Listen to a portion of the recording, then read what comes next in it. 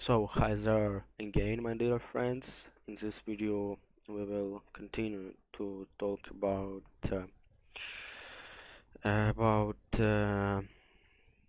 using Python as a calculator. In past video we already talked about numbers, about strings, about variables and concatenation. This video we will learn how lists work. So let's start. Lists.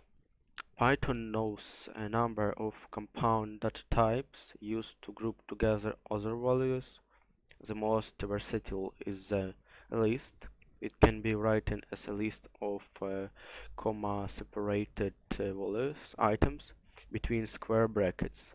Lists might contain items of different types, but usually the items all have the same type. We can see here a classic Python list, which contains the same value, int value, which every value is separated by a comma.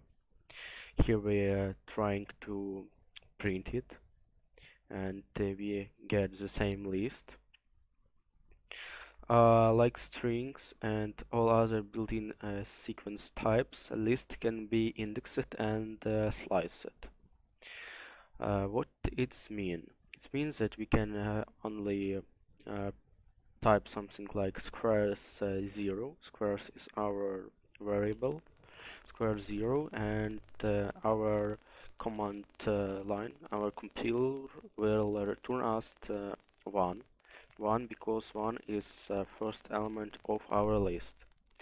Also we can type -1 and it will return the last element, 25, from our list, and -3, it will return 3 elements from back. Here we see it.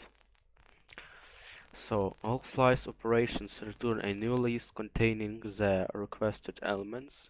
This means that the following slice return a shallow copy of list. You can see it, that it return full list. Lists also can be concatenated. We can see that here it concatenated with our first list. We can see it here.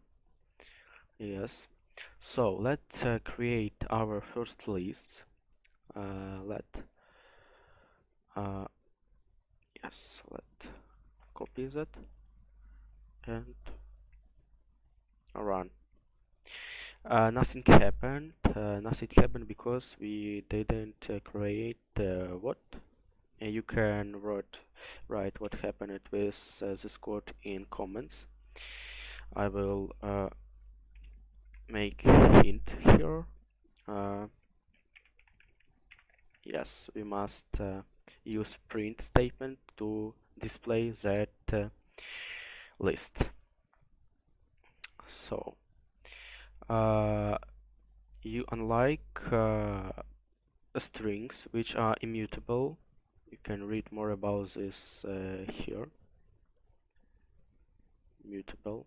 What is immutable? Immutable is an object with a fixed value. Immutable objects include numbers, strings, and tuples. Such as object cannot be altered. A new object has to create it if a different value has to be stored. They play an important role in places where a constant hash value is needed, for example as a key in dictionary. But it's possible, but the lists are mutable, and it means that it is possible to change their content. So you can see it right here. Also we can add new items at the end of the list only by using pet method. We will see more about methods also later.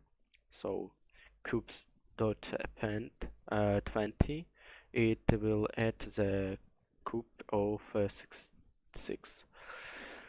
Also, we can segment to slices is also possible, and this can even change the size of the list or clear it entirely. Yes, we can here char list. Also we call from it new list letters. The built-in function len also applies to the to lists. Letters A, B, C, D. It contain char list, and we can print something like that, len, and our variable letters. It will print 4. Why 4? Because 1, 2, 3, 4. It's size of our list. It is possible to nest lists, create lists containing other lists. For example, we have here a list ABC and list with int type, also list mixed list, and you can see that we can display it together from this list. This list contains these two lists, you know. So also you can learn some more information about immutable and mutable type. You can see it here. I also will pin it to my pinned comment or description. Let's also read about it. What is mutable? A mutable object can change their value but keep their ID, and it's also we can see here some more information about the immutable type. So in the next video we will have more practice. We will more work with our compiler, trying to build something new. Also, next we will learn first tips toward programming. We will also learn something more about function and also methods. So see you in the next video. It's all for today. Goodbye.